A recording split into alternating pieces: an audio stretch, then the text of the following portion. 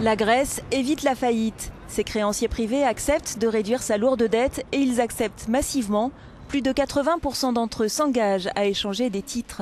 Une opération qui permet de ramener la dette grecque de 160 à environ 120% du PIB. Mais surtout, cet accord sur l'échange d'obligations souveraines donne le feu vert au versement d'une deuxième tranche d'aide à Athènes d'un montant de 130 milliards d'euros. C'est au-delà de ce qu'on attendait et je pense que c'est un succès retentissant. C'est très important, non pas la transaction en elle-même, mais le fait que ça marque le début d'un retour de la confiance dans l'économie.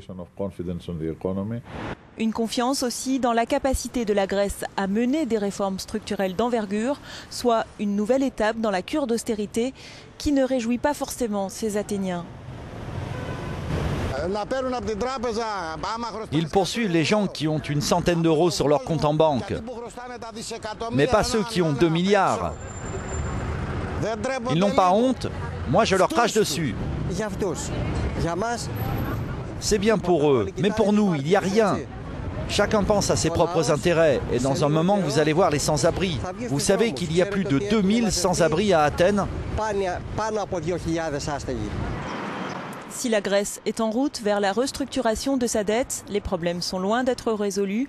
Le pays compte environ 1 million de chômeurs, soit 21% de la population active.